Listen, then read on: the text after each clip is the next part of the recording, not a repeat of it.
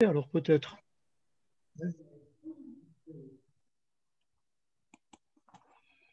Cette réunion est en cours d'enregistrement. Voilà. Voilà. On y va alors? À vous de jouer. Bon, je vais dire juste quelques mots en ouverture de ce webinaire. On apprend des mots tous les jours et des constructions de plus en plus compliquées de réunions. Bon, enfin, j'appartiens comme vous à une génération qui a un peu de mal à suivre ces aventures. Mais bon, je voulais simplement d'abord vous remercier tous d'être là, ce qu'on voit et ce qu'on ne voit pas. J'ai lu la liste des noms et j'ai été très content d'apercevoir un certain nombre de vieux camarades qui sont là. Mais je voudrais bien sûr remercier d'abord Loïc Lebar qui nous a fait l'honneur et l'amitié de venir ce soir nous présenter cette conférence sur la question globale des oppositions au sein de la CGTU. La CGTU, on en a une. Alors, je voudrais d'abord préciser qu'il a écrit une thèse très importante qui s'intitule La Fédération unitaire de l'enseignement, 1919-1935, et sous-titrée Aux origines du syndicalisme enseignant. Elle a été soutenue en 1998. C'est vraiment un texte très important qui a été publié aux éditions Sileps. Donc, je vous l'indique. Et bien sûr, en travaillant sur la Fédération unitaire de l'enseignement, il a mis les pieds dans tout le problème des oppositions au sein de la CGTU, c'est-à-dire cette entité qu'on a longtemps pensé être une entité extrêmement monolithique de par l'histoire racontée, superficiellement racontée de cette fédération syndicale, cette confédération syndicale, alors que la réalité était bien différente. Et donc, c'est dans cette histoire des contradictions, de la rencontrer par la CGTU au cours de sa brève histoire, mais une histoire très agitée, j'ai envie de dire, que Loïc Lebar va nous introduire au milieu de ces questions. Alors, je vais lui laisser tout de suite la parole et je propose que au bout de son exposé, nous nous arrêtions pour échanger un certain nombre de choses entre ceux qui sont à l'écran, disons, et dans un deuxième temps, parce qu'on va noter aussi tous ceux qui sont dans l'arrière-plan, disons, mais qui pourront intervenir au cours de cette séance. Alors, je précise pour terminer que cette séance est une séance du séminaire que nous organisons sur l'histoire de la CGTU, qui aura des suites, bien sûr, puisque Maria Merigi nous fera un exposé sur les questions du travail de la CGTU au sein de la main-d'œuvre immigrée. Je présenterai moi-même plus tard une conférence sur les questions de l'unité syndicale, les questions de l'unité syndicale telles qu'elles ont été posées au cours de l'histoire de la CGTU, et Michel Pigeonnet nous fera un exposé sur la fédération des dockers, qui était une fédération singulière au sein de la CGTU et une fédération plutôt oppositionnelle, disons. Donc, ça nous permettra d'avoir un premier regard sur les diversités de la CGTU et nous poursuivrons ce séminaire ultérieurement dès lors que nous aurons dégagé en commun des thématiques qui nous permettront d'approfondir notre regard sur la centrale syndicale unitaire. Ceci étant dit, maintenant, je laisse la parole à Loïc. Et voilà, Loïc, tu as la parole. D'accord, merci d'abord de m'avoir invité à faire cette conférence. Alors, comme tu l'as dit, c'est vrai que la vie de la CGTU pendant cette période de désunion syndicale est pour le moins agitée. La CGTU, contrairement à la CGT où aucune opposition ne parvient vraiment à s'affirmer en face de Jouot et de la direction confédérale, dans la CGTU, on a une lutte de tendance qui semble prolonger celle qui caractérisait la CGT d'avant la scission.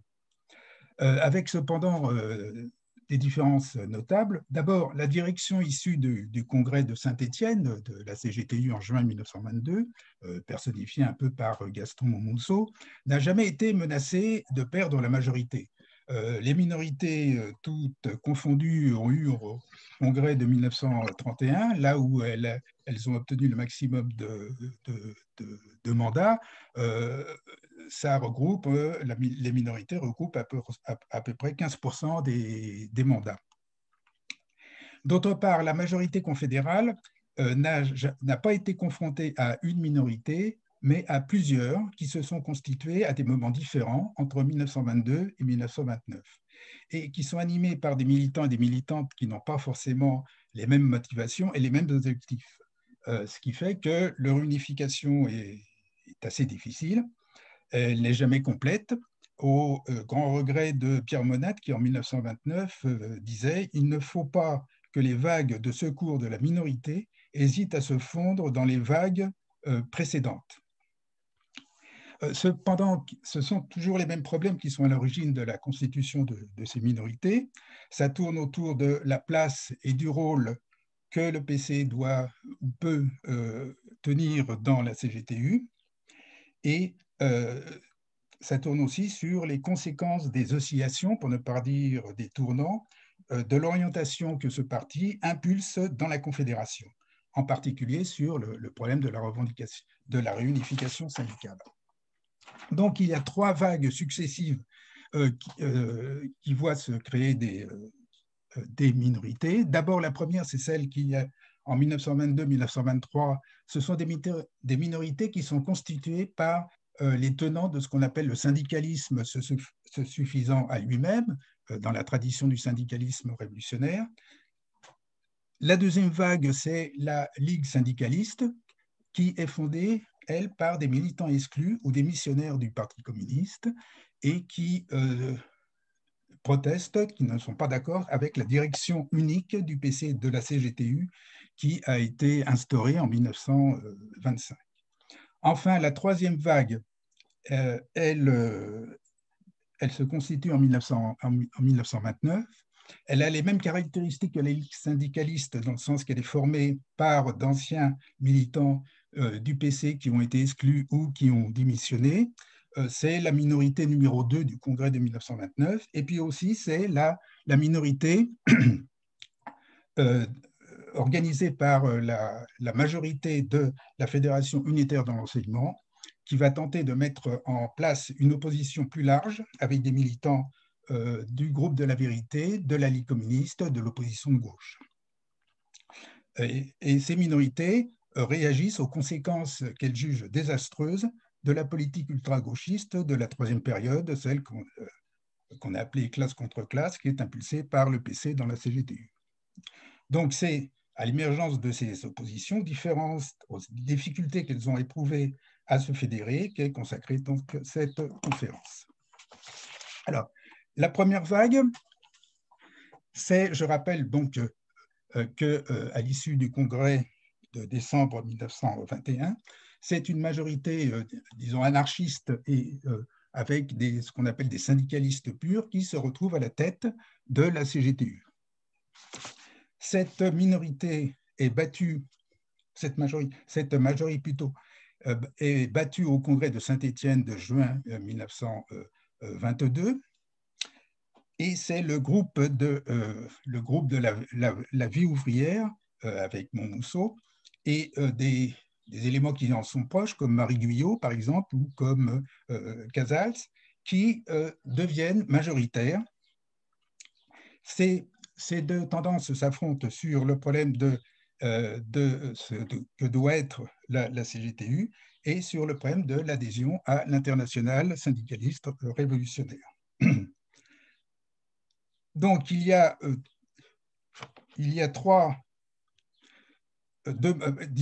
deux résolutions sur ce problème. Monmousseau et le groupe de la VO donc défendent une motion qui est pour l'adhésion à l'ISR à condition qu'il y ait une modification des statuts, les statuts de l'ISR prévoyant une liaison organique entre l'internationale communiste et l'ISR. Donc, ce serait une adhésion avec réserve à condition que cette modification ait lieu c'est-à-dire qu'elle soit remplacée par la possibilité d'accords simplement circonstanciels suivant les événements. Et puis, l'ancienne majorité, donc anarcho-syndicaliste, qui, elle, est contre l'adhésion à l'ISR. Donc, la résolution présentée par Montmousson obtient les 2/3 des mandats, donc l'emporte assez facilement. Et ce qui fait que la première opposition, c'est l'ancienne majorité, celle qu'on appellera de plus en plus anarcho-syndicaliste, qui s'appuie essentiellement sur la fédération du bâtiment. La délégation de la CGTU au congrès de l'USR, qui a lieu presque tout de suite après, obtient cette modification. Donc, l'article 11 est modifié dans le sens d'accord circonstanciel au lieu d'une liaison organique. Mais il va y avoir une discussion à l'intérieur de cette majorité quand le Parti communiste va vouloir mettre en place ces commissions syndicales qui sont l'une des 21 conditions du congrès de Tours. Mais le Parti communiste a tardé, et donc ce n'est qu'au début de 1923 vraiment qu'il se met à mettre en place ces commissions.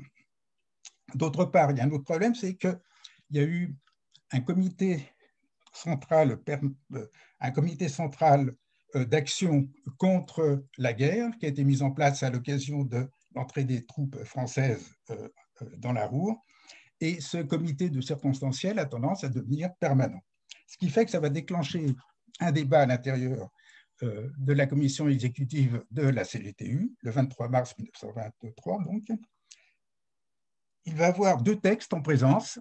Un texte présenté par Marie Guyot, par Joseph Lartigue en particulier, qui dit « Il faut faire respecter l'autonomie contre les syndiqués et les groupes de syndiqués qui cherchent, sous le nom de commission syndicale, à faire pénétrer leurs idées politiques dans l'organisation syndicale. » À ce texte s'oppose celui présenté par Montmousson et d'autres militants, qui dit simplement « La CE ne peut s'immiscer dans la vie de ce parti, c'est-à-dire le PC, qui est libre de réunir ses adhérents comme il le veut. » Ce dernier texte emporte la majorité par 12 voix contre 6, et les Bariguillot et ses camarades fondent à ce moment-là, entrent dans l'opposition et fondent les groupes syndicalistes révolutionnaires qui publient en juin un manifeste contre les dangers de la mainmise des partis, du Parti communiste en particulier, sur la CGTU. En même temps, l'ancienne majorité anarcho-syndicaliste relance le comité de défense du syndicalisme. Et ce qui est à noter, c'est que à ce moment-là, les commissions syndicales du PC sont défendues par Pierre Monat. Pierre Monat qui a adhéré au parti en mai et qui, dans une série d'articles de l'École émancipée, la revue de la Fédération unitaire de l'enseignement, donc défend ces commissions syndicales en lui donnant comme objectif principal l'éducation syndicale des membres du Parti communiste, par exemple les obliger à syndiquer, ce qui n'avait rien d'automatique à l'époque, vu les traditions du mouvement ouvrier français. Le débat est relancé au CCN de juillet, et là, de nouveau, les groupes syndicalistes révolutionnaires sont battus, ce qui provoque la démission de Marie Guyot et de son autre camarade de tendance, Victor Casals, qui donc quitte le bureau fédéral, et donc ça provoque la convocation d'un congrès extraordinaire. C'est le congrès de Bourges, un congrès qui se déroule dans une atmosphère extrêmement violente. Il y a de très nombreux incidents qui sont en particulier provoqués par des militants du bâtiment. Là, il y a 3 résolutions qui s'affrontent. Celle des GSR qui précise, le Congrès précise que si les syndiqués ne peuvent oublier leur conception économique, ils doivent en revanche ne pas y transporter leur conception politique ou philosophique. Mais ils se prononcent malgré tout pour le maintien dans l'ISR.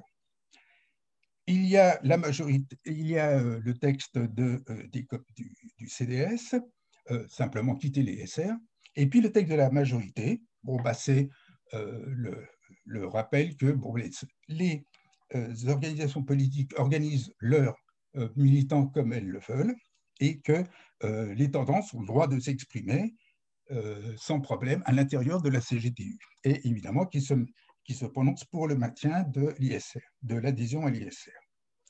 Bon, c'est cette dernière motion qui l'emporte assez largement, encore une fois. Et donc, les minoritaires refusent de présenter des candidats à la commission exécutive et ils forment ensemble ce qu'ils appellent la minorité syndicaliste révolutionnaire, c'est-à-dire les anarcho-syndicalistes et le groupe de Marie Guyot, de Lartigue et de Casals. Mais à l'intérieur de cette minorité, il va très vite avoir des divergences importantes, surtout après le meeting du 11 janvier 24.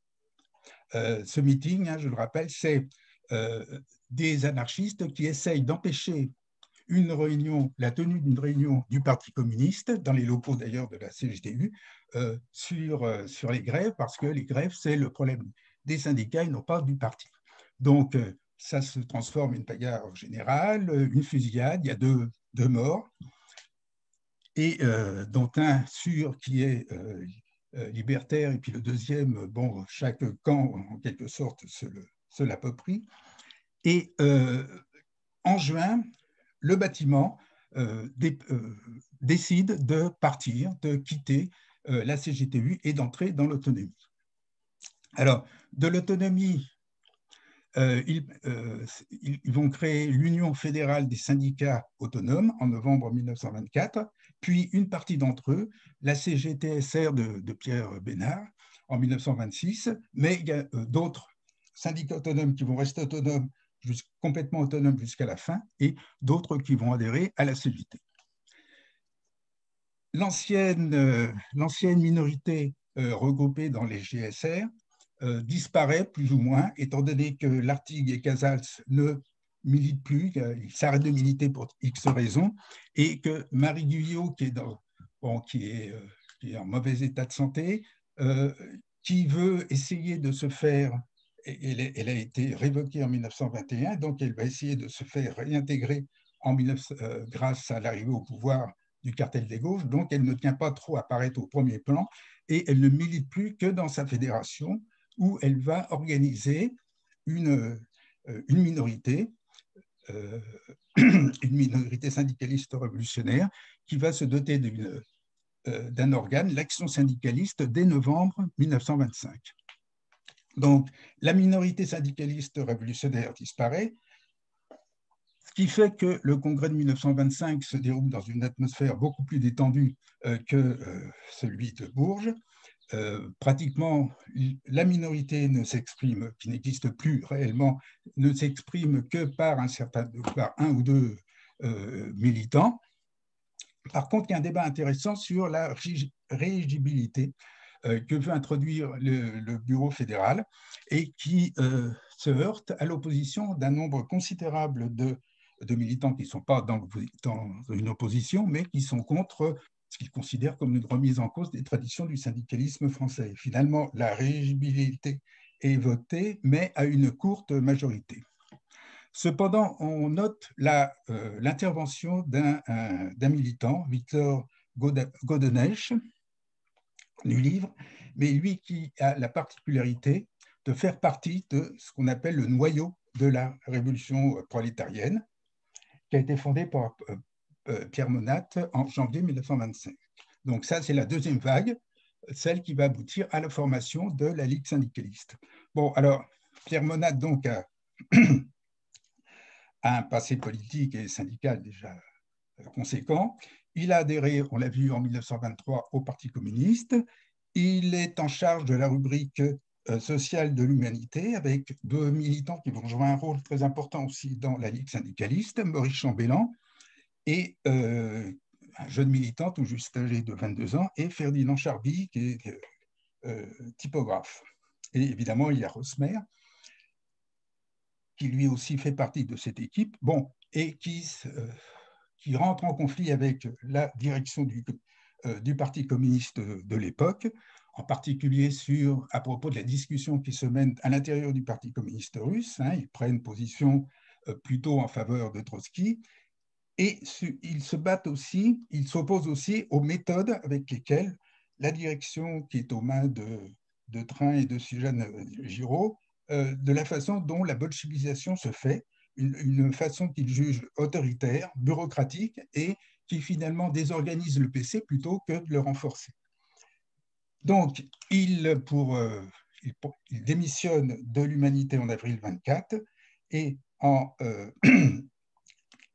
pour le congrès qui doit se tenir en janvier 1925, il rédige une lettre au comité directeur du Parti communiste. Celui-ci, ne la publiant pas, ne la faisant pas connaître aux militants, il décide de la rendre publique et donc ils sont immédiatement exclus en décembre 1924. Ils sont considérés comme des ennemis du prolétariat, du parti et de l'internationale. Donc, ensemble, ils fondent la Révolution prolétarienne en janvier 1925. C'est une revue qui s'intitule Revue syndicaliste communiste. Le problème, c'est que, elle est syndicaliste. Quant à être communiste, Monat en particulier considère que c'est terminé, le Parti communiste pour lui, et donc il n'y a rien à espérer pour lui, ce qui fait que communiste, ça va devenir de plus en plus compliqué pour lui de se dire communiste. Il va petit à petit revenir à une position beaucoup plus syndicaliste révolutionnaire traditionnelle, et ce qui fait qu'en 1930, la revue s'appellera Revue syndicaliste révolutionnaire.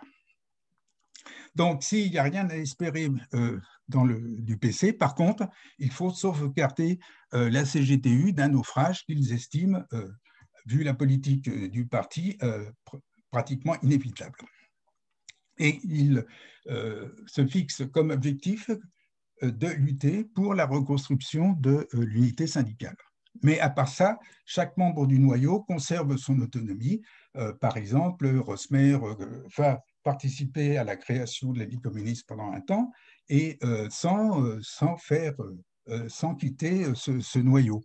Il reviendra ensuite à la rédaction de la Révolution prolétarienne.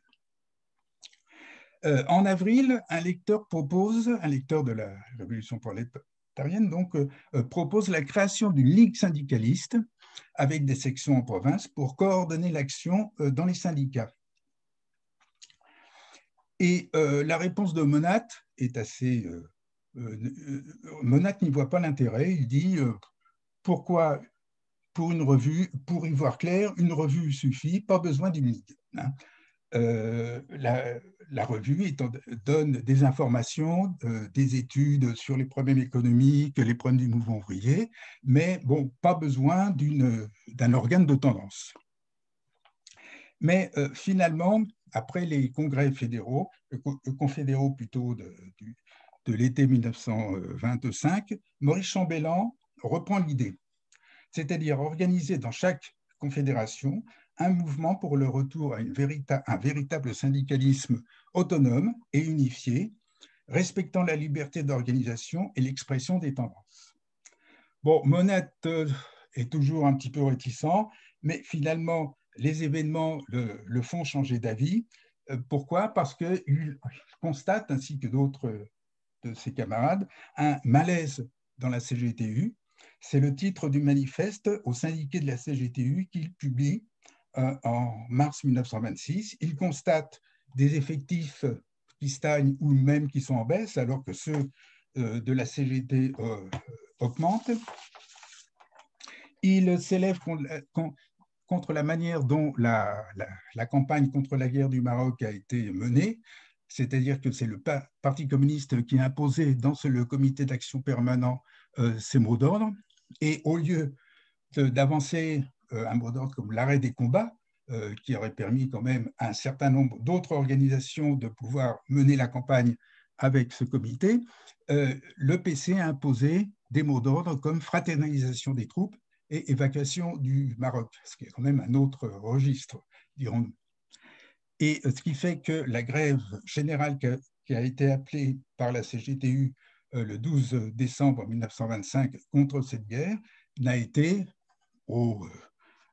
un demi-échec, pour ne pas dire plus.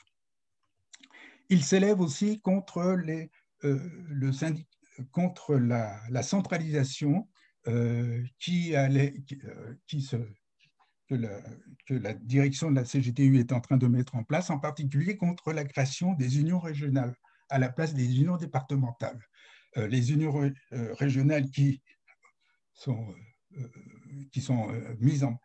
en parallèle avec les structures du PC, et d'autre part, il s'élève aussi contre le resserrement syndical, c'est-à-dire la diminution du nombre de syndicats par le regroupement de syndicats, par exemple, d'une même branche dans une même localité.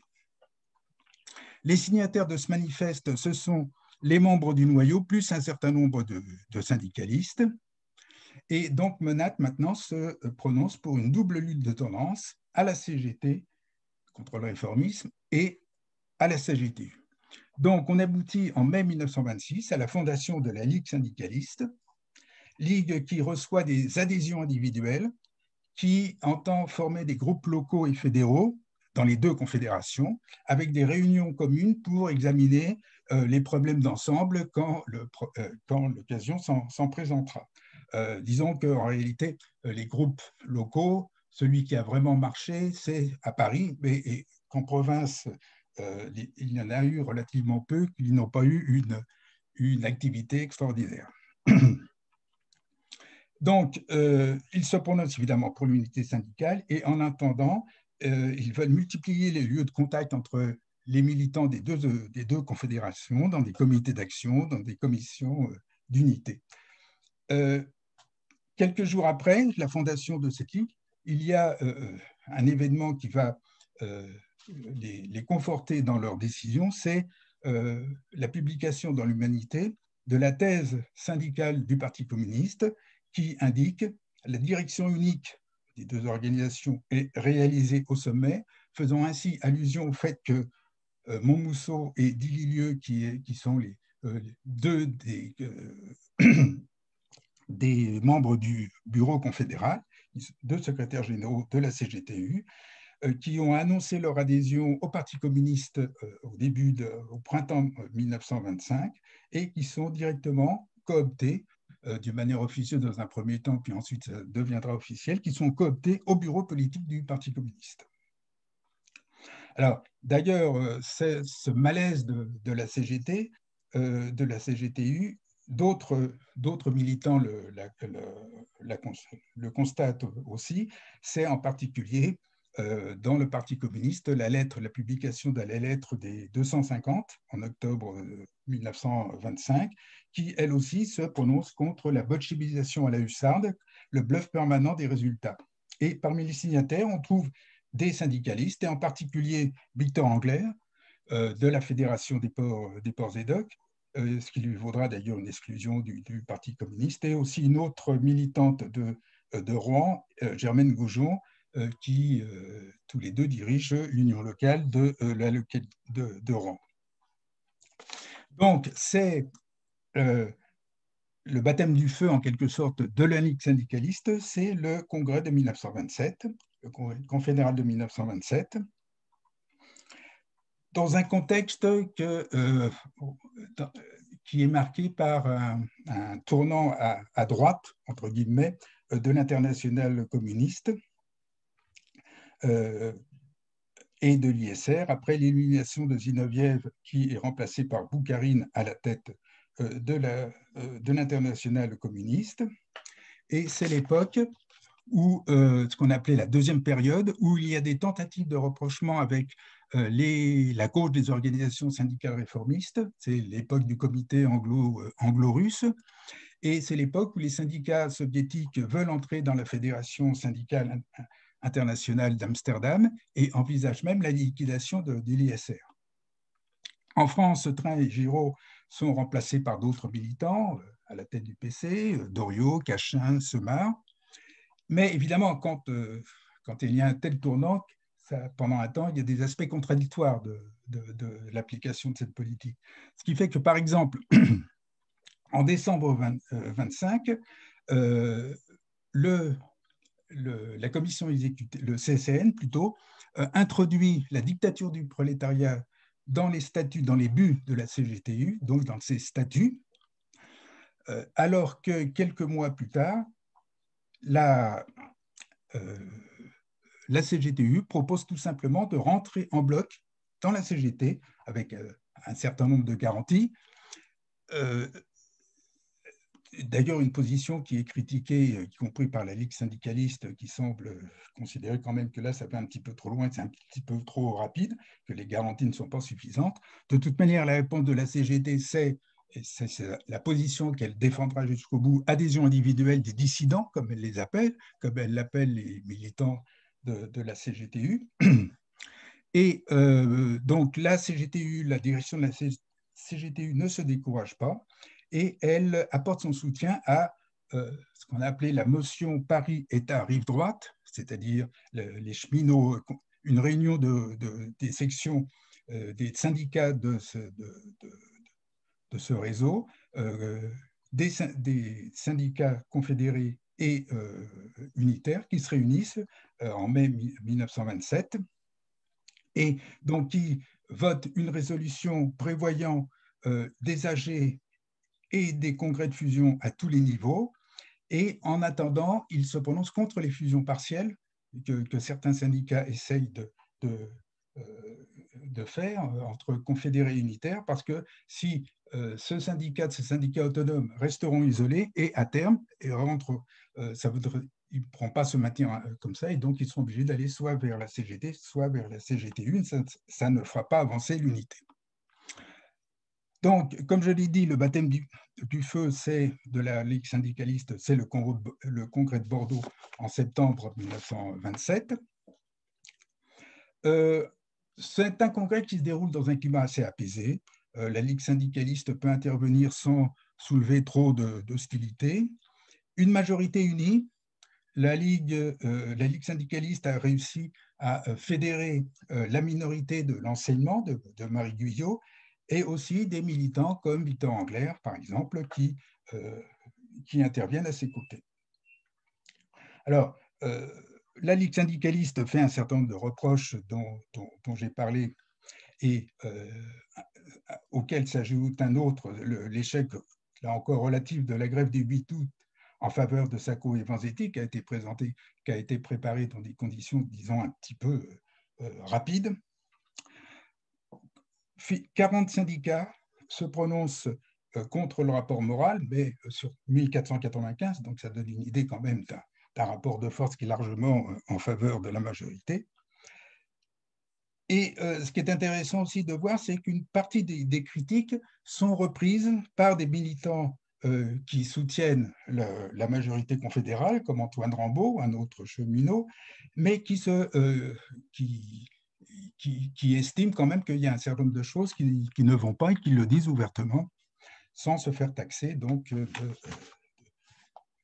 de contre-révolutionnaire par la direction. Alors, il faut bien voir que ce congrès, c'est un congrès particulièrement intéressant parce qu'il n'y a pas que ce débat d'orientation, il y a tout un travail, un réel travail syndical qui s'y mène avec des commissions pluralistes qui élaborent des résolutions quand même qui sont circonstanciées, qui sont bien documentées, et ces résolutions sont la plupart du temps votées à l'unanimité. Sur les revendications, sur la main-d'œuvre coloniale, la main-d'œuvre étrangère, sur l'unité syndicale, sur le syndicalisme à base multiple, ce qui est aussi quand même quelque chose d'assez original dans le mouvement ouvrier français. Il y a la perspective de la création d'une caisse nationale de solidarité. Et surtout, il y a le message de l'ISR qui arrive pendant le congrès et qui conseille tout simplement à la direction d'abandonner la dictature du prolétariat dans les statuts. La mention de et évidemment, Montmousseau élabore immédiatement une résolution qui donc prévoit la suppression de cette mention et une résolution qui est évidemment voté à l'unanimité. Et ce congrès servira un peu de point de référence comme un modèle pour les minorités, les oppositions, quand surviendra un nouveau changement d'orientation de la part de l'ISR, de l'internationale communiste, ce qu'on a appelé la troisième période, et qui coïncide aussi avec la troisième vague de création des oppositions en 1929. Donc, ce changement d'orientation s'amorce dès le congrès de l'ISR du printemps 1925, avec des critiques contre l'opportunisme de la CGTU, qui croit encore à la fusion des deux confédérations, alors qu'elle est devenue impossible, qui croit encore au front unique d'organisation à organisation, alors que maintenant, seul le front unique à la base contre les chefs réformistes est possible.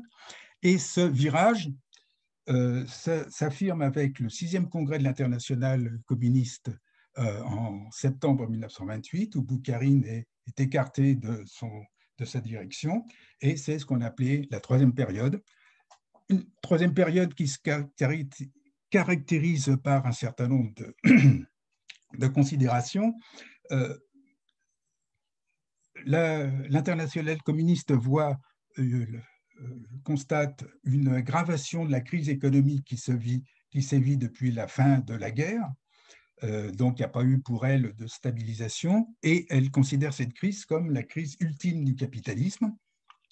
La social-démocratie et le réformisme syndical sont intégrés dans ce qu'elle appelle le bloc bourgeois, d'où la terminologie de social-fasciste. Et cette accentuation des contradictions de l'économie capitaliste amène à une radicalisation des masses qui ouvre évidemment des perspectives révolutionnaires. Et les grèves économiques deviennent des grèves politiques, et dans ce cadre-là, dans ce contexte, le rôle dirigeant du Parti communiste doit s'affirmer, y compris dans les grèves les plus économiques. Et une autre caractéristique de cette troisième période, c'est le fait que l'IC est persuadé que la guerre est imminente. Alors, guerre inter-impérialiste ou guerre contre l'URSS. La Ligue syndicaliste, pour la Ligue syndicaliste, la radicalisation et l'imminence de la guerre sont des inventions et même des manœuvres des dirigeants de la CGTU. Eux, ils constatent une atonie du mouvement ouvrier, l'échec de la plupart des grèves, l'échec du 1er mai 1929, la chute des effectifs de la CGTU et celle encore plus importante du Parti communiste, l'échec de la grève contre la guerre contre l'URSS du 1er août 1929, la journée rouge. Et donc, la Ligue, les militants de la Ligue syndicaliste ne sont pas les seuls à dénoncer ce qu'ils appellent la dérive gauchiste de la CGTU et du PC. Il y a des militants comme Henri Beauville qui avait déjà exprimé des divergences auparavant avec la ligne avec la direction de la CGTU, qui est le secrétaire de la Fédération de l'alimentation. D'ailleurs, ça lui a valu d'être exclu du Parti communiste en septembre 1929. Il y a des militants comme Louis Schumacher du livre, d'autres militants qui font les mêmes constatations que la Ligue syndicaliste et qui créent ce qu'on va appeler la minorité numéro 2, la minorité numéro 1 étant celle de la Ligue communiste, de la Ligue syndicaliste. Et donc, cette minorité va aussi s'exprimer au congrès de 1929 qui a lieu en septembre. C'est un congrès qui se déroule dans une atmosphère un petit peu particulière. Bonmousseau et Racamon ont été emprisonnés la veille. C'est Marcel Giton qui est rapporteur. Et il ne cache pas les difficultés de la CGTU, mais cela, pour lui, ne remet pas en cause l'essor révolutionnaire des masses, comme il dit. Pourquoi? Parce que cet essor révolutionnaire des masses se heurte à l'offensive de la bourgeoisie contre la classe ouvrière. C'est la rationalisation, mais c'est aussi la répression policière. Et cette offensive de la bourgeoisie est relayée à l'intérieur de la CGTU par la politique réformiste des minorités. Et puis, il y a les insuffisances et les erreurs de la CGTU, mais donc il demande à tous les militants de faire leur autocritique, hein, c'est un mot à la mode à ce moment-là à l'intérieur du mouvement communiste, mais l'autocritique ne se fait pas sur les mots d'ordre, mais elle se fait sur la manière dont ces mots d'ordre ont été assimilés et ont été exécutés. Donc, il affirme de nouveau que la seule force révolutionnaire, c'est le Parti communiste, qui a conquis son rôle de fraction dirigeante du mouvement ouvrier, et donc dans la CGTU. Donc, contre ce rapport moral, les deux minorités, évidemment, affirment leur désaccord, mais aussi ceux qu'on a appelés les sauvages, c'est-à-dire des militants qui ne se retrouvent, qui ne veulent pas être assimilés ni à la minorité numéro 1 ni à la minorité numéro 2, mais qui votent quand même contre le rapport moral. Et à noter dans ce congrès une longue intervention de Maurice Chambellan au nom de la Ligue syndicaliste, qui pose un certain nombre de questions à la direction fédérale. Hein. Comment se fait-il que comment expliquer la chute des effectifs, qui est quand même assez importante, et il fait une analyse économique qui prend le contre-pied en quelque sorte de celle que Giton a exposée, c'est-à-dire que pour lui, le capitalisme a surmonté la crise d'après-guerre, il y a une stabilisation puis une consolidation, et pour lui, cette période va continuer pendant un certain temps, et il fait la prédiction que ça va continuer pendant 20 ou 30 ans. Donc, on est en septembre 29, hein, un mois du krach boursier de Wall Street, et il est évident que par la suite, la majorité s'en servira hein, contre la Ligue syndicaliste. Dans les interventions des militants, des dirigeants de la CGTU, reviendra systématiquement le fait que Chambellan a prévu 20 ans ou 30 ans de paix sociale et d'essor du capitalisme.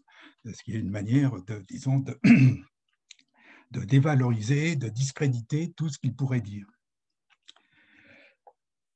Le principal vote pendant ce congrès, c'est sur, non pas le rapport moral, mais sur une résolution présentée par la majorité et à laquelle s'oppose une motion présentée par la minorité numéro 2, à laquelle se joint la Ligue syndicaliste. 146 syndicats votent en faveur de la résolution minoritaire. Donc, je le répète, c'est là 15% des 1142 syndicats. Donc, on voit quand même que d'un congrès à l'autre, il y a un nombre assez important de syndicats qui ont disparu, mais seulement 12% des mandats.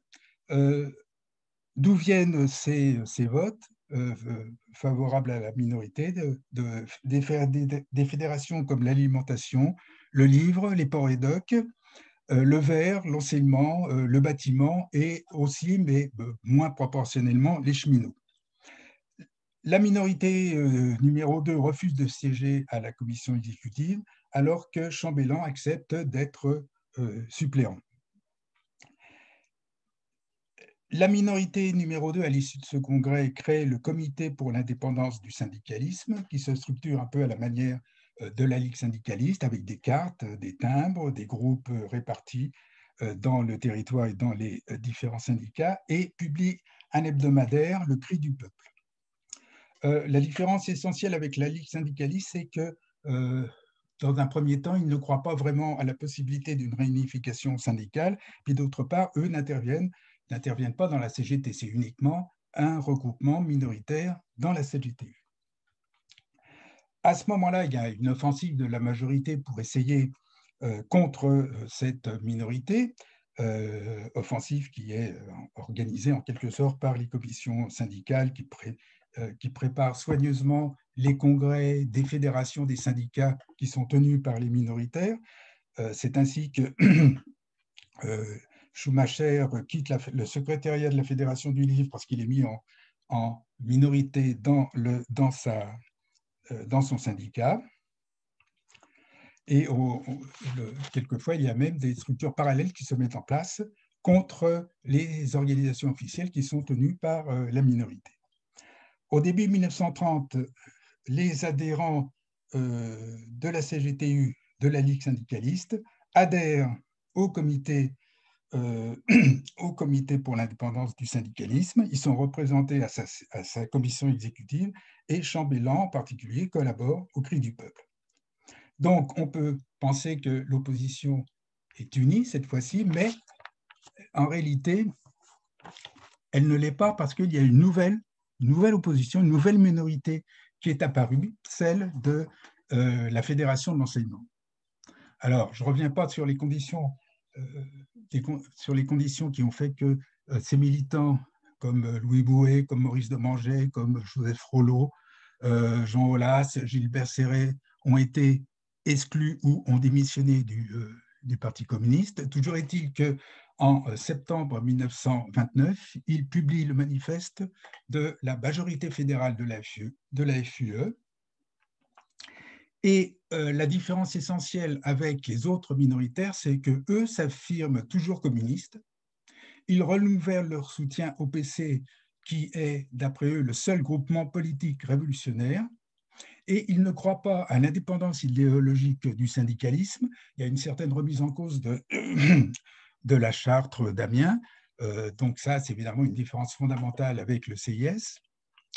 Mais le mouvement syndical doit garder son autonomie organisationnelle, c'est-à-dire que quand une décision est prise par le syndicat, et bien même si le dirigeant membre du PC n'est pas d'accord, il doit l'appliquer.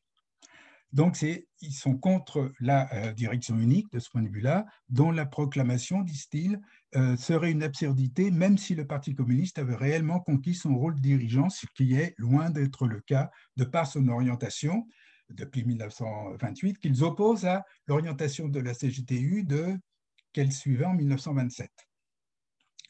Ils ne remettent pas en cause, contrairement à Chambellan, les contradictions, l'aggravation des contradictions interimpérialistes et les menaces de guerre, mais ils réfutent le fait que ces aggravations aient provoqué la radicalisation des masses et évidemment n'a pas provoqué d'élan révolutionnaire. Donc, elle entend combattre sur deux fronts, c'est-à-dire contre les démolisseurs à la tête de la CGTU qui discréditent tout le communisme, et précipitent la CGTU dans l'ornière du syndicalisme de secte prétendue bolchevique, mais aussi ceux qui, en réaction, reculent sur des positions trop proches de la CGT. C'est pour ça que la direction confédérale les appellera des centristes, entre la Ligue syndicaliste et le Parti communiste. Début 1930, ces militants se rapprochent de ceux du groupe de la Vérité, qui, à l'initiative de Rosmer, regroupe les partisans de l'opposition de gauche dans le mouvement communiste, autour de Trotsky, et qui viennent de fonder la Ligue communiste avec Rosmer. Et ces militants, ensemble, vont organiser l'opposition unitaire et vont publier en avril une plateforme d'opposition qui reprend les thèmes développés par par la plateforme de la Fédération de l'enseignement. Donc, ils adoptent une structuration calquée sur celle de la CGTU, c'est-à-dire qu'il y a des groupes dans les métaux, dans le Nord-Pas-de-Calais, avec un militant comme Albert Cornette, qui est secrétaire de l'Union locale d'Halluin, qui a un certain prestige quand même dans la CGTU.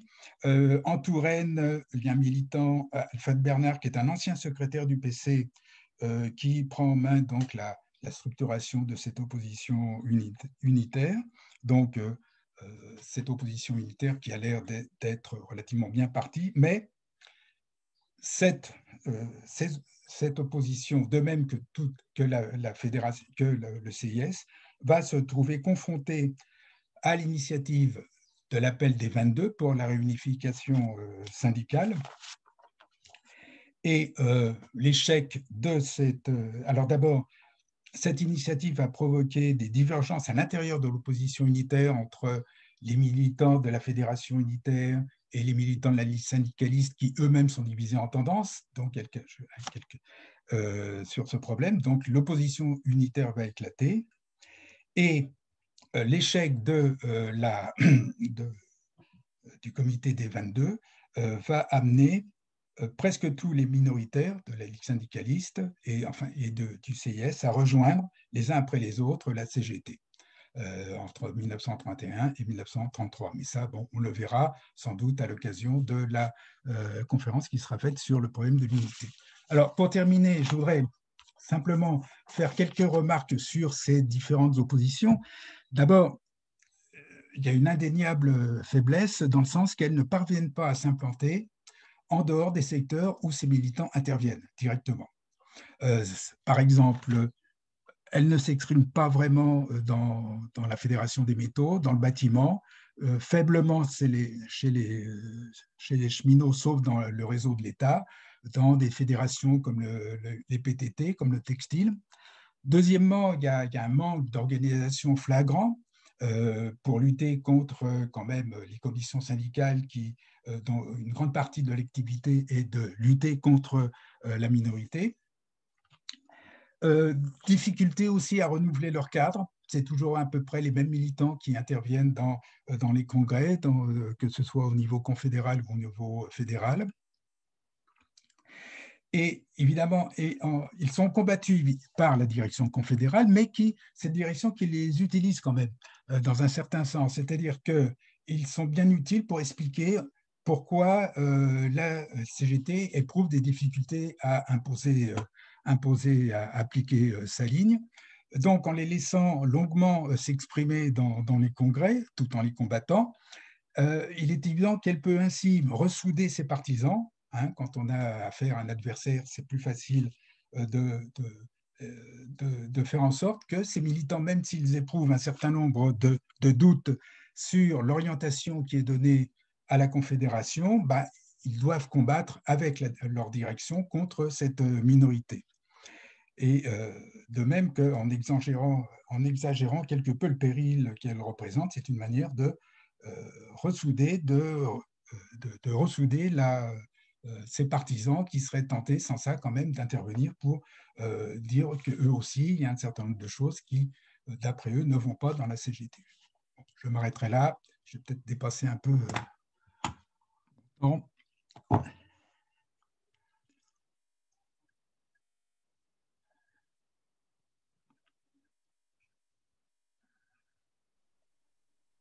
Loïc, vous m'entendez là? Oui, c'est bon, moi je vous entends.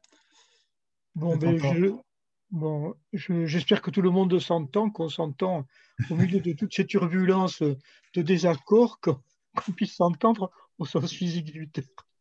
Bon, je te remercie beaucoup de cette présentation qui montre bien la complexité de ce monde des oppositions. Je pense que tu as très bien séquencé les choses avec les trois vagues, que tu as bien exposé les raisons qui font que les choses changent aussi au fil du temps. Et aussi, moi, ce qui me frappe beaucoup, c'est l'incroyable capacité de ces oppositions à se fragmenter. Et voilà, donc Michel, tu as demandé la parole, je te la laisse. Vas-y.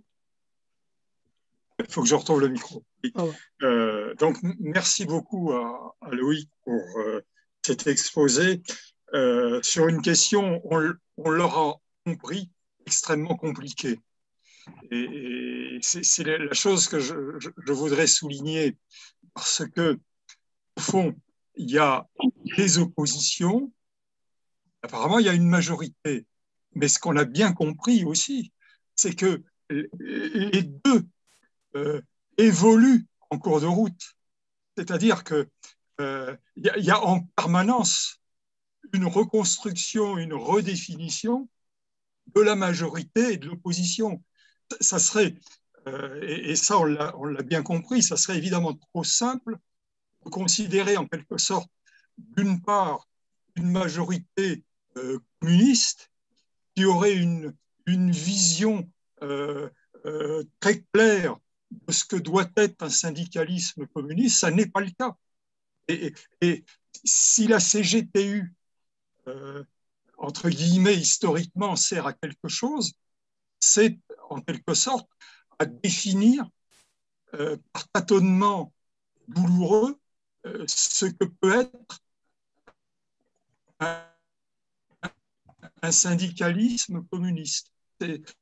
Historiquement, c'est un peu à ça qu'elle a servi au travers de conflits et d'oppositions qui se définissent et redéfinissent continuellement par rapport à la façon dont la majorité, ce qui semble être comme majoritaire, se définit et se reconstruit aussi. Parce que dans le même temps, enfin, l'épisode 24-25 est tout à fait intéressant de ce point de vue-là. Moi, quand je suis un peu provocateur, j'ai tendance à dire, en fin 24, 1925, avec l'appui de l'international, c'est la CGTU qui prend le contrôle du Parti communiste. Un parti communiste qui cherche sa bolchevisation et qui manque de troupes sociologiquement parlant pour la réaliser. Et donc,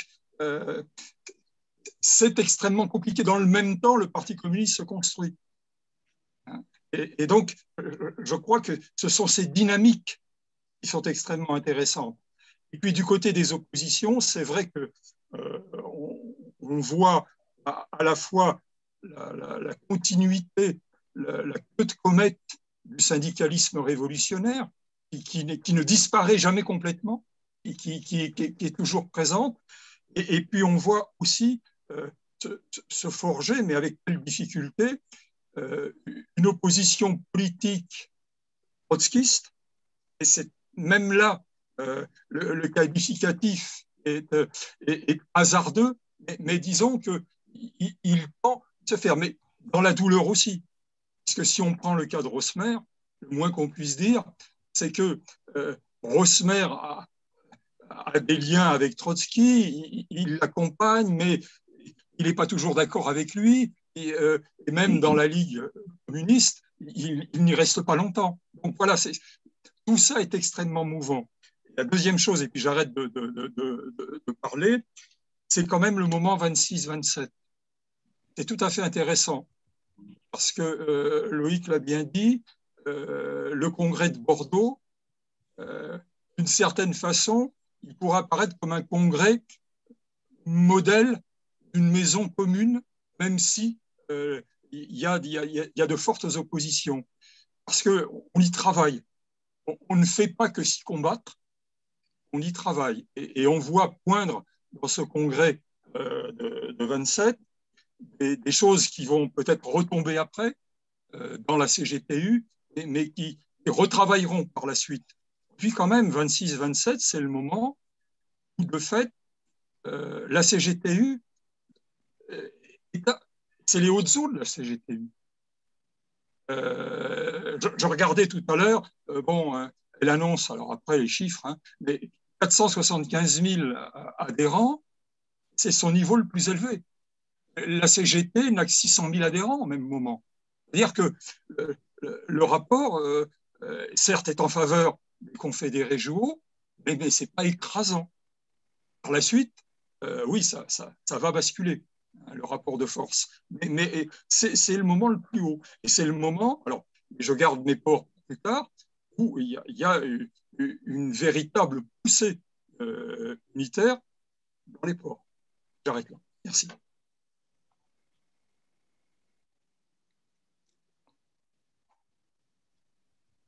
Alors,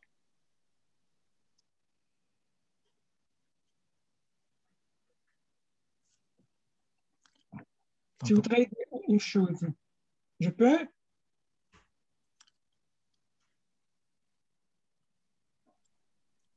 On m'entend? Oui. Alors, merci pour m'avoir invité, évidemment, et pour cet exposé qui m'a permis, comment dire, de mettre de l'ordre à la connaissance que tout le monde avait, moi aussi, de, si vous voulez, de figures légendaires, comme Chambellan, comme Romer, dans un détour, dans des passages organisationnels très complexes.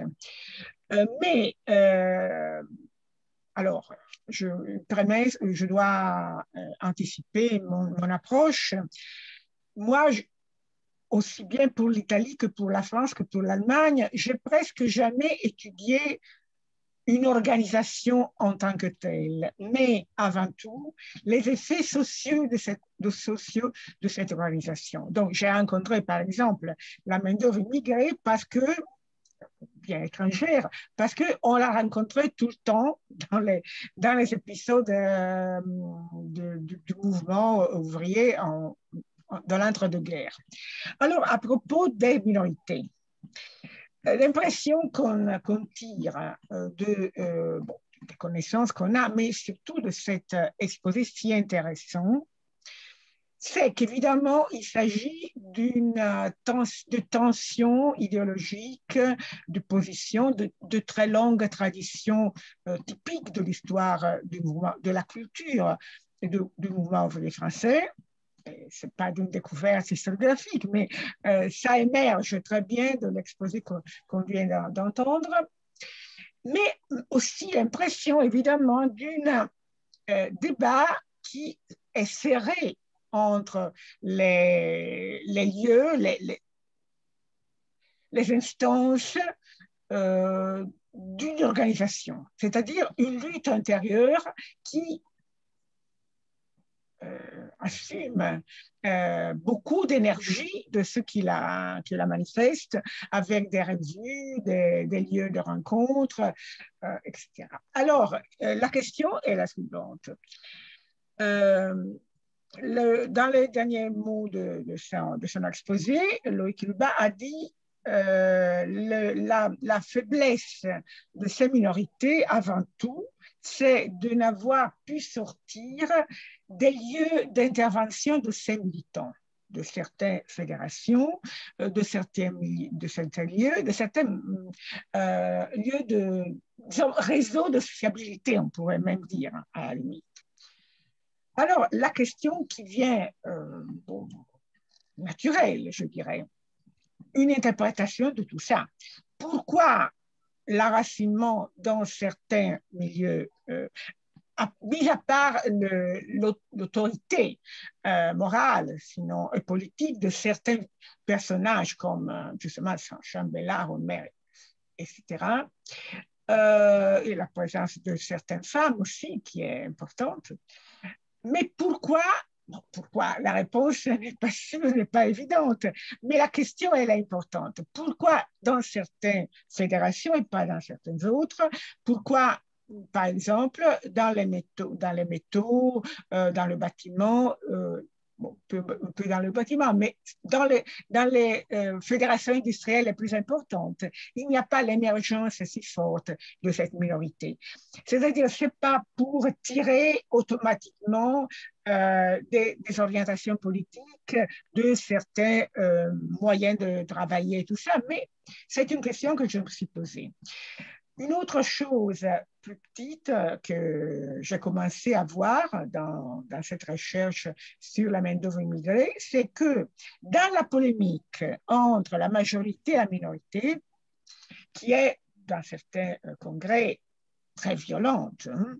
Et aussi, par exemple, je remercie beaucoup le séminaire précédent parce qu'il m'a donné l'indication de ce site Pandore de l'Université de Bourgogne où on trouve des véritables trésors. Et par exemple, les échanges entre l'organisation CGTU et l'International Syndicat Rouge, dont des débats tout à fait libres, hein, qui n'ont pas de public.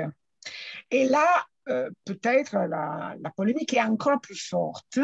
Et alors, il y a des positions, par exemple, attribuées aux minorités. Par exemple, l'accusation qu'à un certain moment, Chambellan fait aux étrangers d'être de jaune et tout ça. Je me suis demandé, mais pourquoi? Alors, avant tout, si cette accusation est vraie, alors je vais le découvrir, mais surtout si la polémique entre les minorités et la majorité arrive à un tel point de, comment dire, d'impliquer les minorités dans des jugements quelquefois malencontreux, c'est-à-dire si cet effet de se coincer dans le débat intérieur n'est pas négatif du point de vue de l'imprégnation, l'activité de ces syndicalistes minoritaires dans les lieux de leur intervention. Donc, disons qu'à travers la minorité, on finit pour faire des interpellations à tout le syndicalisme, disons communiste, ou en tout cas à tout le syndicalisme conflictuel de ces années-là. Alors, merci de m'avoir écouté et merci des choses que j'ai apprises. Personne ne demande la parole? Moi, André, je veux bien. Il y a des questions hein, dans le CD, dans le QR. Ouais. André, il y a Morgan, Oui, qui voudrait parler en fait. Eh bien, il faut qu'il parle. Alors, non, c'était juste pour déjà remercier Loïc Lebard de son exposé. Juste peut-être rajouter, mais c'est vrai qu'on était un peu hors champ de ce côté-là, c'est que ces minorités, après la réunification, elles vont elles vont continuer leur combat, hein, si on peut l'appeler ainsi, dans le cadre du cercle lutte de classe. C'est-à-dire que ces tendances, même au sein de la réunification, que les minoritaires, d'ailleurs, comme l'a rappelé Loïc, étaient favorables hein, à la réunification syndicale, cette réunification syndicale ne les satisfera pas non plus, aussi bien par son côté réformiste que du côté des communistes, parce qu'on a appelé la colonisation communiste des syndicats, même si on pourrait en discuter, mais que voilà, ça ne s'est pas arrêté au moment de la réunification et que ces tendances, elles se sont maintenues au sein même de la CGT réunifiée pour créer au début de l'année 1937 donc le manifeste du syndicalisme lutte de classe qui donnera donc naissance à cette même tendance, mais qui restera elle aussi minoritaire, à part dans certaines fédérations comme chez les techniciens, etc., mais qui se retrouve finalement dans la même situation, c'est-à-dire, comme le disait tout à l'heure Maria, dans certains bastions, mais qui n'arrivent pas à sortir et de certains secteurs et d'atteindre ce qu'on pourrait appeler les masses. C'est juste voilà, une toute petite remarque sur ce point-là et j'arrête.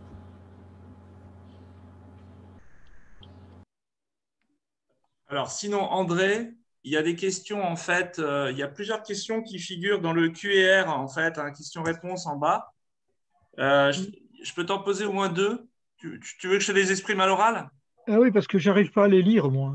Alors, j'ai une question de Bernard Tepper qui dit « Y a-t-il un retour à l'esprit de Bordeaux dans la phase suivante à la troisième période, 1933-1934 ?» Donc, y a-t-il un retour à l'esprit de Bordeaux dans la phase suivante à la troisième période, 33-34 ? Ça, c'est la question de Bernard Tepper. Ça s'adresse plutôt à Loïc. Et on a Frédéric de l'IHS CGT de Dordogne. À votre avis, pourquoi la période CGTU n'était pas celle qui a passionné les historiens, y compris les nôtres? Deuxième question subsidiaire, pourquoi trouvons-nous peu d'archives sur cette période? Donc là, ça intéresse un peu aussi les historiens qui sont présents. Et puis ensuite, peut-être, j'ai une question peut-être que je pourrais lui donner la parole. C'est Gérard Lédé, parce qu'il ne précise pas vraiment sa question sur la réunification syndicale. On verra après. Et enfin, Bernard Tepper, sur les minorités si les minorités n'arrivent pas à se développer en dehors des syndicats, où militent les leaders des minorités? N'est-ce pas parce que les minorités sont trop dans l'entre-soi, sans bataille pour l'hégémonie culturelle? Voilà, si je n'ai pas été clair, Loïc, je pense que toi, tu vois les questions qui sont affichées en bas. Voilà, et puis après, je peux passer la parole à Gérard Lédé qui peut exprimer sa question à l'oral, si vous le souhaitez.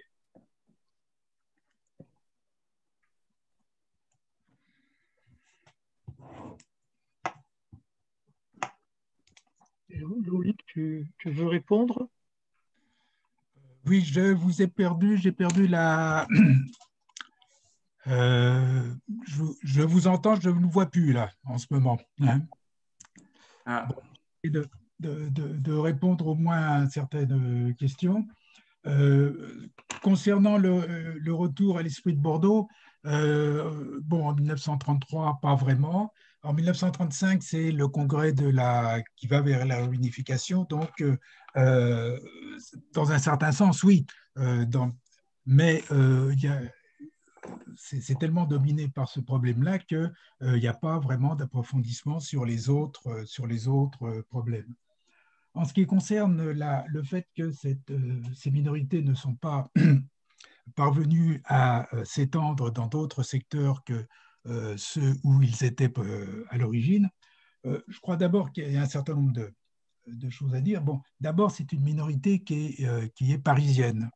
C'est une minorité du livre parisien, c'est une minorité même, par exemple, les cheminots, qui est implanté essentiellement à Paris, dans la région parisienne.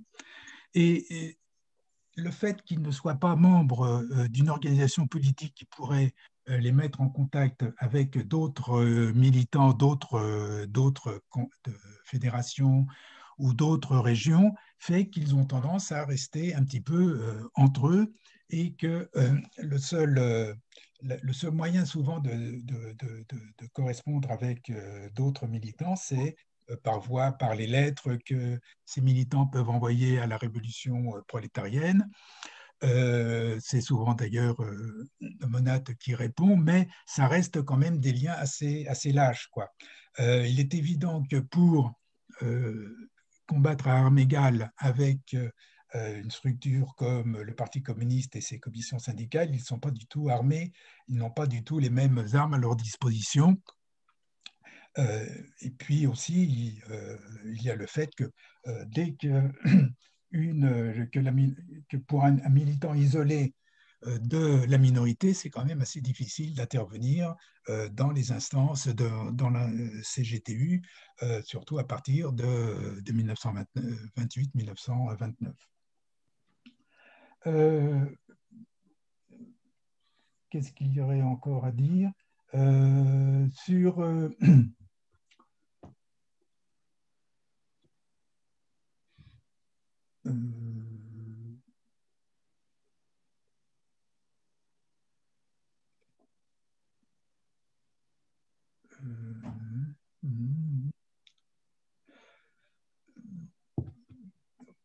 Oui, le fait que l'ISR, que la CGTU n'est pas est confrontée très souvent, enfin, je veux dire que la CGTU, aussi bien que la commission syndicale du Parti communiste, envoie des rapports réguliers à Moscou et que les délégations de la CGTU à l'exécutif, aux réunions de l'exécutif de l'ISR ou au congrès de l'ISR, sont assez tendus quelquefois, hein, c'est-à-dire qu'ils subissent des reproches, qu'ils subissent des critiques assez vives, et ça provoque y compris des réactions de leur part. On le voit très bien, ça, quand on consulte les rapports de la commission syndicale, les réponses que fait l'ISR, il y a quand même un certain nombre de documents qui nous donnent une idée de ce qui pouvait se passer dans ces réunions, des problèmes auxquels était confrontée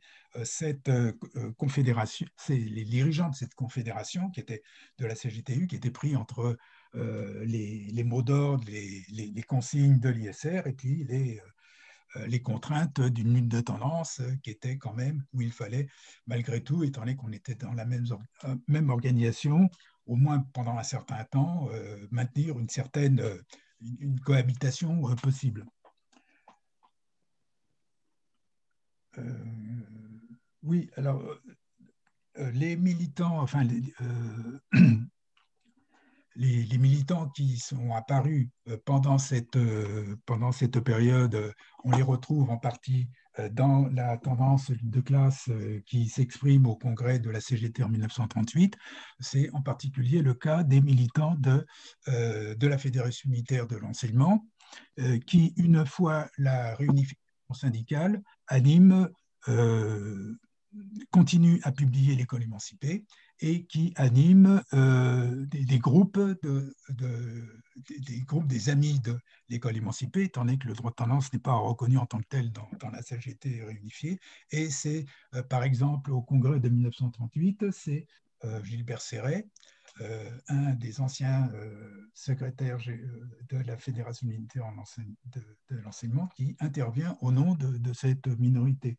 Donc là, il est évident qu'il y a une continuité entre la lutte des minoritaires de la CGTU et la lutte des minoritaires qui font des critiques, on pourrait appeler des critiques de gauche, contre la politique menée par la CGTU et plus généralement contre le Front populaire. Voilà ce que je pourrais dire pour le moment par rapport aux questions qui ont été posées. Vas-y. S'il y a des précisions, je reprendrai la parole. Après, juste une petite chose. Sur les anciens minoritaires, parce qu'on l'a bien vu, hein, il y a différentes strates de minoritaires. Je ne dirais pas qu'ils se retrouvent tous à lutte des classes. Moi, j'en retrouve beaucoup à syndicat. Et effectivement, l'aspect lutte contre le noyautage, ils ont mené d'une certaine façon, quoi qu'on puisse penser du terme de noyautage dans la CGTU, ils s'y retrouvent, je dirais presque naturellement, une fois la réunification. Et tous, me semble-t-il, n'ont pas été entre 35 et 36 d'un enthousiasme débordant vis-à-vis de la réunification. Hein. Donc voilà, je nuance un petit peu les choses. Hein, voilà.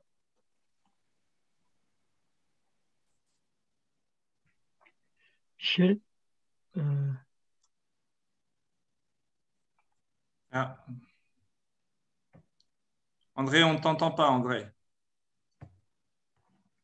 Ah, voilà. Ça va? Oui, c'est bon. Oui. Non, je voulais aller dans le même sens que Michel parce que il est vrai, quand on regarde les trajectoires, il y a des choses quand même surprenantes. Tout à l'heure, Loïc a évoqué, mais j'en parlerai quand je ferai mon exposé sur les problèmes de l'unité et de la réunification. Il y a l'épisode du comité des 22. Donc Loïc l'a évoqué tout à l'heure. C'est une construction assez curieuse puisqu'il y a 22, c'était un tiers, un tiers, un tiers, un tiers de unitaires, un tiers de cégétistes et un tiers d'autonomes. Et il plaidait très fortement pour une réunification syndicale avec des méthodes de réunification qu'il proposait au débat. Ils ont été rejetés, mais très vivement, aussi bien par la CGTU que par la CGT. Je trouve même que la CGT, ils ont été peut-être plus virulents que la CGTU. Encore que là, bon, on est dans des nuances. Vu le niveau général de violence des propos, on ne va pas faire des mesures. Des mesures. Mais quand on regarde ensuite ce qu'ils deviennent, il y a des choses surprenantes quand même. Hein. Michel a évoqué le fait qu'on en retrouve dans le syndicat. Alors, syndicat, c'est l'organisation de tendance créée à l'intérieur de la CGT confédérée post la réunification, autour de René Belin notamment, et qui a été, disons, je le dis d'une manière, comment dire, grossière, mais ça a été le courant de droite de la CGT dans cette période. Et on trouve pas mal de ces gens-là. Je pense à des gens comme Dumoulin, qui ont été des grands syndicalistes, mais pétris de contradictions et qui se retrouvent dans des trajectoires qui vont, pour certains, les conduire sans grande difficulté vers les eaux pourries de Vichy, quoi. Alors, bon, donc, ça veut dire que quand on regarde les débats sur l'unité, il faut faire attention. Il y a ce qui se dit en apparence, il y a ce qui essaye de se construire dans les faits. Mais ce qu'on constate, c'est que quand l'heure de la réunification sonne et elle se fonde, cette réunification, sur ce qui est un tournant stratégique quand même de la part des unitaires et des communistes dans la période, c'est-à-dire le ralliement, l'abandon des fractions politiques dans les syndicats, la main tendue et très largement tendue à, à tous ceux qui jusqu'alors ont été en désaccord. Bon, j'ai publié dans un ouvrage les sténogrammes des discussions préparatoires à la réunification. On voit bien quels étaient les écarts de position, quoi. C'était quand même très, très important. Et c'est vrai que dans cette phase-là, c'est les unitaires qui ont fait l'effort pour la réunification. C'est eux qui ont tiré la réunification. Je crois que c'est incontestable. Ils ont sacrifié à l'unité un certain nombre de choses très considérables pour eux, qui touchaient parfois à des principes même. D'où le fait que d'anciens opposants qui critiquaient le sectarisme de la troisième période, etc., ils se sont retrouvés sur des positions extrêmement critiques par rapport à l'horizon de la réunification. Ils ont considéré que cette réunification elle s'effectuait sur la base de compromis qui auraient pu être évités. On était allé trop loin dans la recherche d'un chemin commun, etc. Donc, tout ça pour dire que il faut, alors, l'exposé de Loïc s'arrête d'une manière logique au début des années 30, mais on va retrouver les questions qui sont posées entre 1922 et 1930, c'est-à-dire pendant plus d'une décennie, on va les retrouver travailler d'une autre façon dans la période qui vient. Et ce sera intéressant de suivre les évolutions des uns et des autres dans ce qu'elles peuvent nous dire des orientations politiques et des questions politiques très compliquées qui ont dû être résolues au cours de cette période. On n'en a pas fini, mais on a bien commencé. Bon. André, oui, j'ai deux questions en attente. Il y a des questions là, oui, mais je ne sais pas si je suis habilité à répondre sur le retour à l'esprit de Bordeaux en 1933. Bon, je ne sais pas, j'ai un peu répondu là à l'instant. C'est très relatif de toute façon.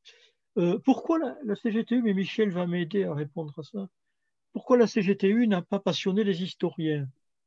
Ça, c'est une sacrée question. Et ça, on est bien obligé de le constater, puisqu'on était en train d'essayer de faire émerger cette histoire au travers du chantier qu'on a ouvert.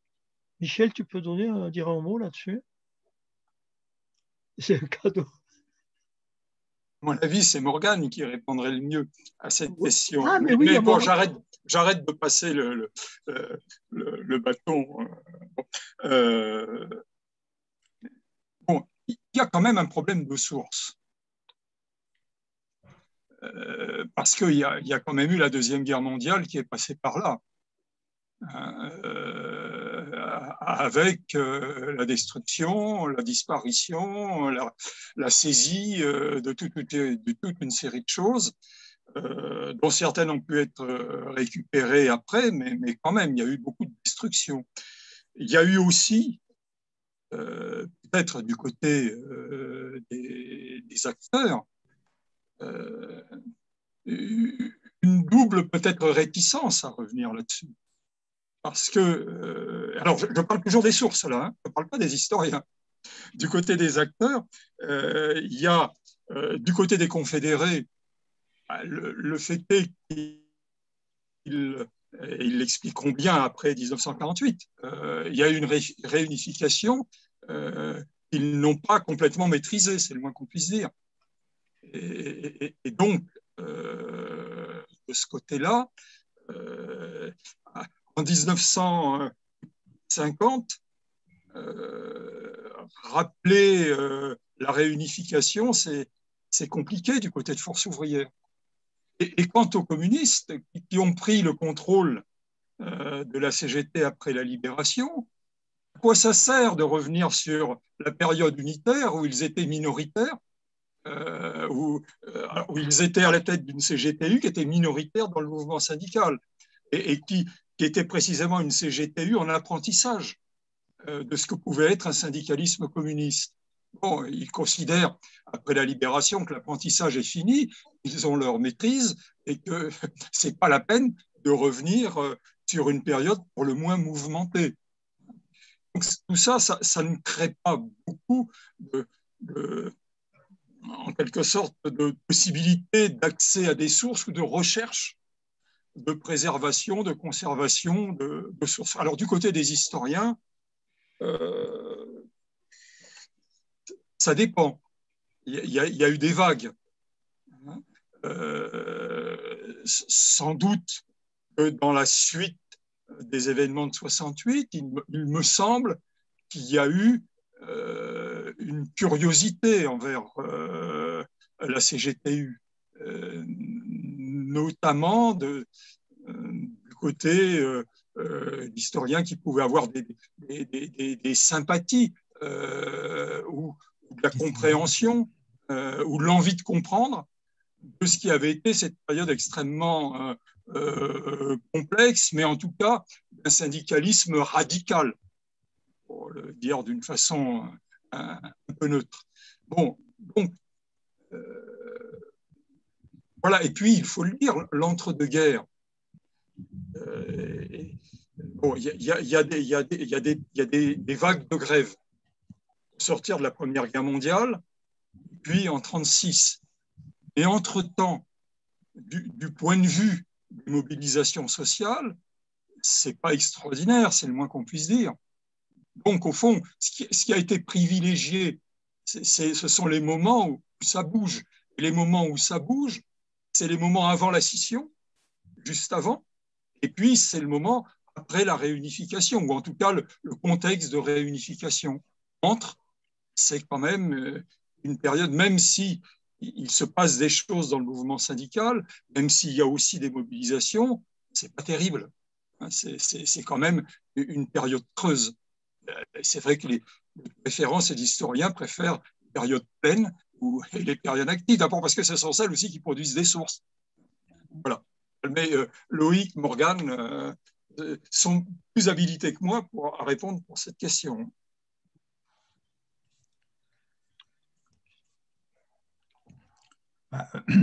Oui, là-dessus, je crois qu'il y a...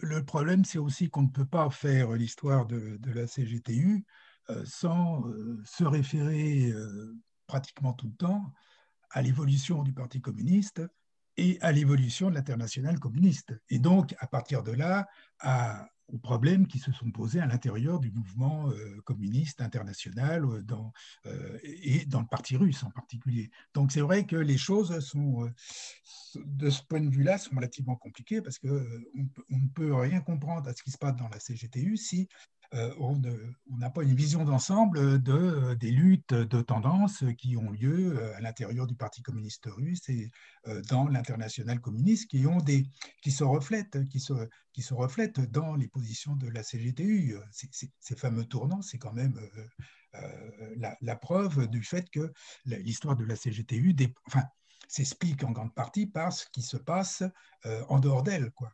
Et peut-être que ça fait retirer, ce que ça fait, disons, hésiter un certain nombre d'historiens, parce que c'est des questions complexes, c'est des questions, disons, politiques relativement brûlantes quand même, y compris de nos jours. Michel, tu veux reparler? Moi, mais précisément, je suis tout à fait d'accord avec ce que vient de dire Loïc, je vais même en rajouter une couche. C'est-à-dire que d'une certaine façon, pour les historiens, quand ils regardent la période, et à tort, on vient de le voir, mais ce qui se passe à la CGTU a d'abord à voir avec ce qui se passe au Parti communiste. Et au fond, les historiens, d'une certaine façon, ont intégré l'idée qu'il y avait un rôle dirigeant du Parti communiste. Donc, à quoi bon aller pinailler sur un syndicaliste qui est une courroie de transmission, qui d'ailleurs, sa direction le dit elle-même, du Parti communiste. Donc, ça aussi, ça pèse. En même temps, un bémol, quand même, il y a eu des travaux qui ont été menés. Alors, le problème, je pense en particulier le premier qui s'y est vraiment attelé, c'est Jean-Charles, qui a lancé une thèse sur la CGTU. Le problème, c'est que, alors, à l'époque, il s'est vraiment démené pour essayer d'accéder aux sources difficiles d'accès qu'il pouvait y avoir à l'époque.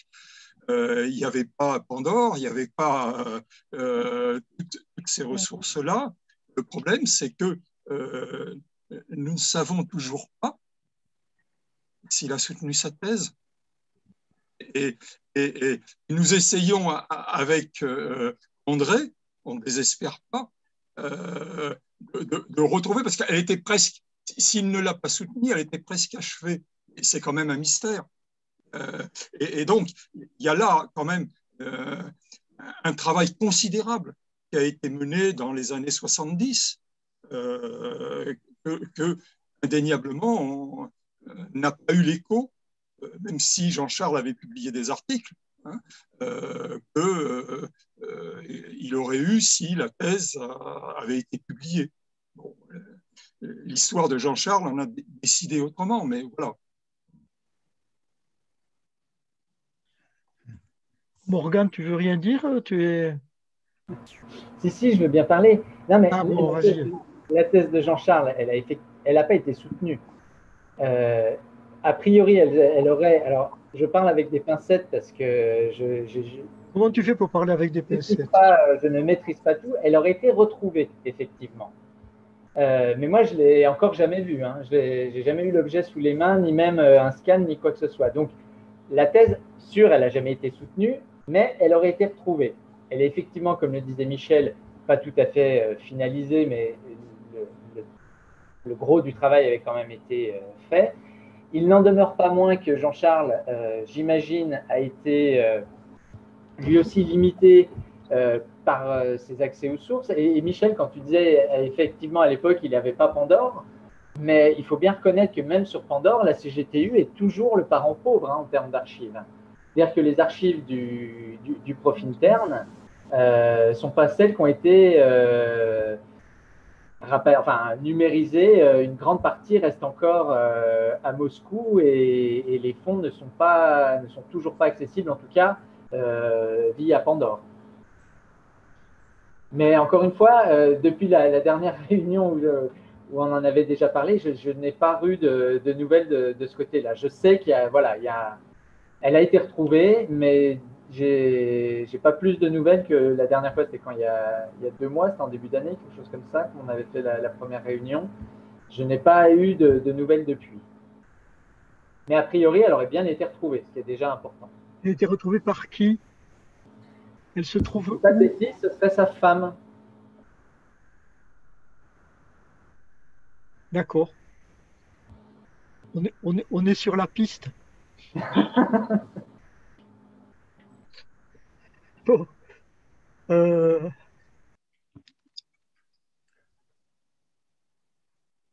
voudrais communiquer une impression plutôt que... Alors, je peux? Vas-y. Oui. Alors, c'est une réflexion que j'étais en train de faire en vous écoutant, c'est-à-dire à propos du fait qu'il n'y a pas eu tellement d'historiens de la CGTU.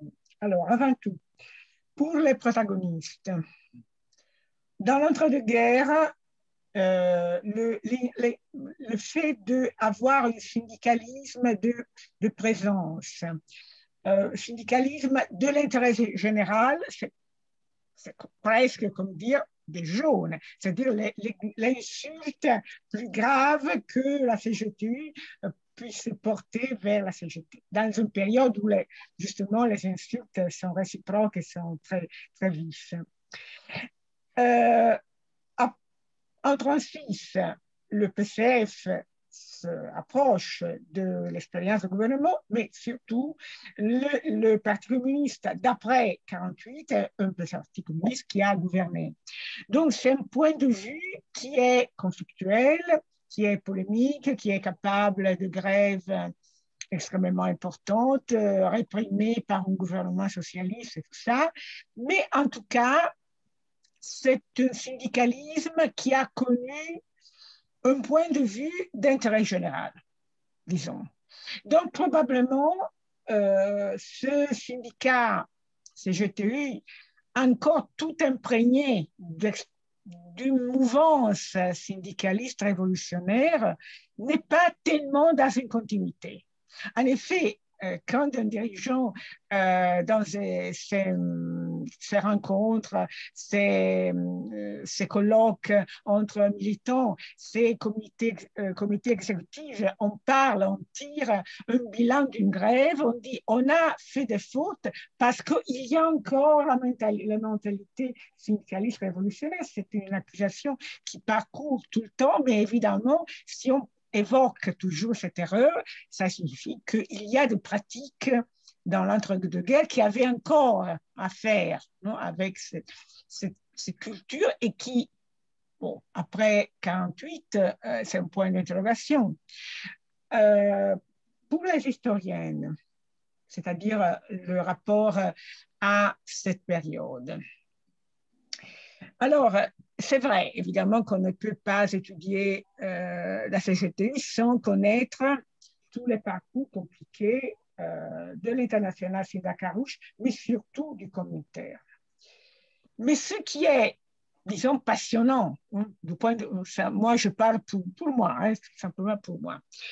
Alors, parler de radicalisation, quand on parle de remplacement d'une ligne à l'autre au communautaire à Moscou, c'est une chose.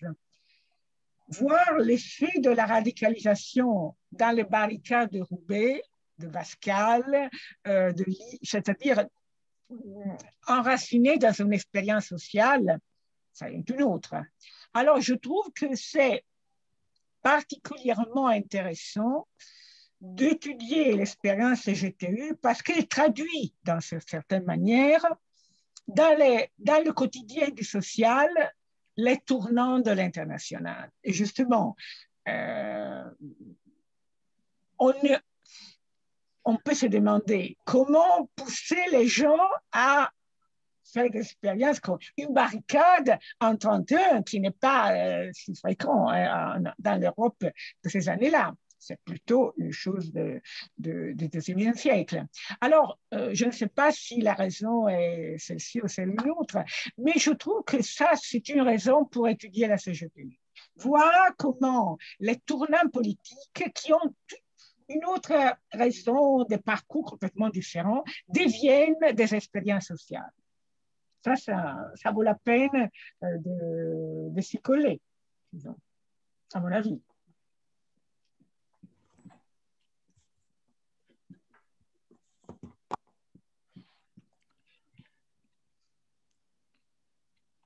André?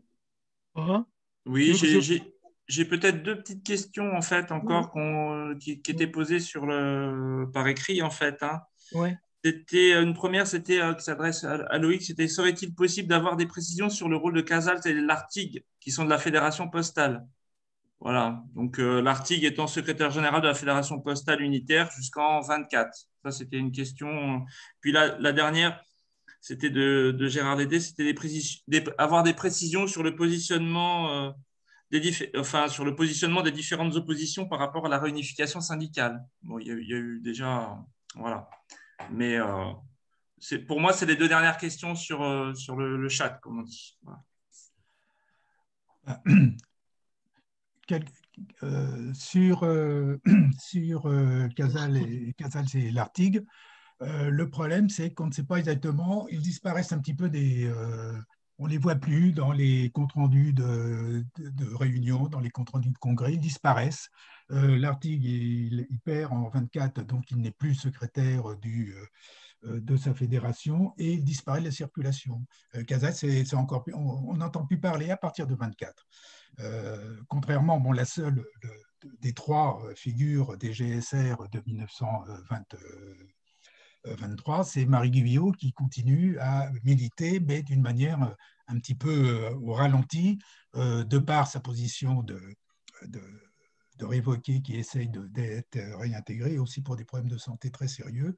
Mais elle continuera à militer, elle, jusqu'à sa mort en 1932, mais à l'intérieur de la Fédération unitaire de l'enseignement, où elle est une figure marquante de la minorité syndicaliste révolutionnaire qui combat la direction communiste, je dirais orthodoxe, hein, de la Fédération unitaire de l'enseignement, parce que Demanget, Bouet et Rollo, par exemple, jusqu'en 1929, sont des communistes qui ne remettent pas en cause les grandes lignes de la politique du Parti communiste. Et donc là, il y a une lutte assez vive qui a lieu entre la minorité syndicaliste révolutionnaire et cette majorité de la Fédération unitaire de l'enseignement, qui vont être, pour des raisons qui sont assez compliquées à exposer, mais qui se retrouvent en dehors du parti, tout simplement parce qu'il ne veut pas remettre, parce qu'appliquer la ligne de la troisième période dans la Fédération unitaire de l'enseignement, ce serait détruire l'organisation, vu la force de la minorité syndicaliste révolutionnaire. Et donc, ils s'y refusent, et de là, ils prennent conscience d'un certain nombre de problèmes, et ils s'opposent à la direction du parti. Voilà pour les... Mais les deux autres, le Casale et Nartis, je ne sais pas, ils disparaissent, quoi. On n'a plus de traces d'eux. Quant au positionnement sur la réunification syndicale, disons qu'un certain nombre de militants qui sont rentrés dans la CGT adoptent un peu la même frivolité, j'arrive pas à trouver le mot. Bon, ne considèrent pas avec un très grand enthousiasme la réunification, hein, parce que vu leur expérience, c'est vrai que c'est pas évident de se retrouver avec des gens qu'on a combattus et qui surtout vous ont combattu d'une manière quand même assez violente. La position des militants de la Fédération unitaire de l'enseignement est assez particulière dans le sens que pour eux, vu le rapport des forces entre leur organisation et le syndicat national, ils vont disparaître complètement, quoi. C'est-à-dire que pour eux, ce syndicalisme révolutionnaire qu'ils incarnent à l'intérieur qu'ils incarnaient dans la CGTU, ils sont extrêmement réticents. Ils vont à la réunification en traînant les pieds, quoi. On sent très bien qu'il n'y a aucun enthousiasme chez eux, parce qu'ils savent très bien que, d'autant plus que le droit de tendance n'est pas reconnu dans le syndicat national des instituteurs et à la CGT, ils ont peur de disparaître purement et simplement. Donc, ils subissent la réunification plutôt qu'autre chose.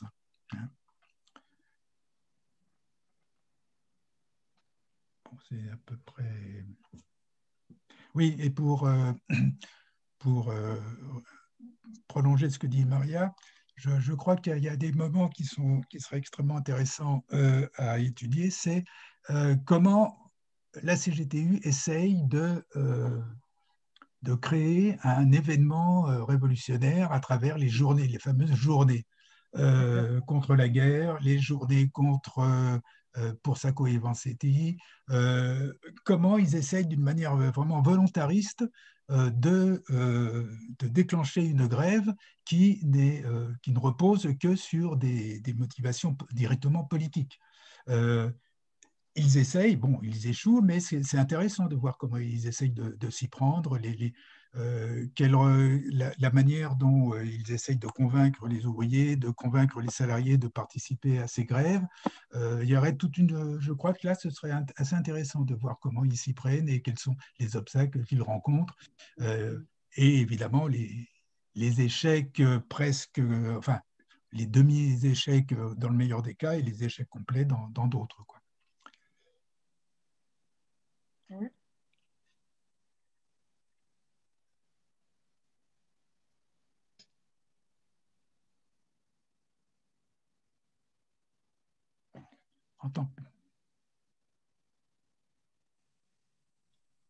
Ce que j'avais écrit sur le comportement du syndicat des indirects au moment de la réunification, parce que le syndicat des indirects a été un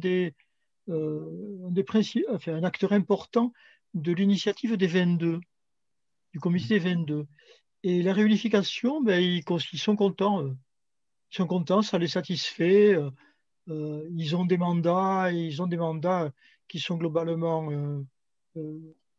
qui vont dans le sens des décisions du Congrès. Il n'y a que le vieux historique et emblématique dirigeant qui s'appelait Michel Piquemal, qui, lui, il fait une intervention lors du Congrès d'unité de mars 36, et il ne peut pas s'empêcher d'engueuler Jouot. Mais il n'engueule pas nominativement, il dit qu'il faudrait renouveler les dirigeants, parce qu'il y a trop longtemps qu'ils sont là. Et il dit qu'il faudrait un petit coup de balai pour remettre un peu de jeunesse dans cette vieille direction. Voilà, donc, mais ils sont contents. Donc, je pense qu'il y a eu des appréciations diversifiées par rapport à la réunification. Mais la réunification a été un fait. Mais Loïc l'a dit, les minorités ont continué à vivre post la réunification. Ça veut dire que le débat continue. Voilà. Bon, qu'est-ce qu'on fait là? Il y a d'autres questions ou on considère qu'on est allé au bout de cette séance que moi j'ai trouvée très, très intéressante, qui va nous aider à préciser des choses pour la suite. En plus, si Morgane nous amène la thèse, alors ce sera le triomphe de la journée. On va l'associer au commando de récupération. Michel, avec Michel et moi et lui, on va essayer de retrouver cette thèse. C'est très important parce que c'est un travail, je pense, on connaît les travaux de Jean-Charles par ailleurs, ils sont d'excellente qualité, et si on retrouvait cette thèse sur l'histoire globale de la CGTU, ce serait pour nous quelque chose de très important. Alors, on va espérer. Voilà. Bon, si vous êtes d'accord, et s'il n'y a pas, est-ce qu'il y a quelqu'un d'autre qui souhaite intervenir? Ben, écoutez, s'il n'y a pas de manifestation d'intervention, en remerciant Loïc encore une fois pour sa conférence. D'ailleurs, tu pourras, je sais que tu as déjà écrit sur ces questions, nous faire une petite compile des choses, ou même, je ne sais pas dans quel état de rédaction tu étais pour ta conférence, mais qu'on ait une trace écrite aussi. Si c'est possible, oui. Hein, d'accord? Oui, oui, pas tout de suite, mais bon. Non, prends ton temps, il n'y a pas de souci. D'accord. Bon, merci beaucoup à tous et à toutes. Maria, merci. Allez, à très bientôt. J'ai oublié de dire que la prochaine fois que nous nous retrouverons, c'est Maria qui nous parlera. Hein. Et peut-être en présence. Et peut-être en présence, en présentiel. On l'espère tous. Oui, voilà. Allez, bonne soirée à tous. Et... Bonne soirée. Allez, merci beaucoup en tout cas. Au revoir. Au revoir.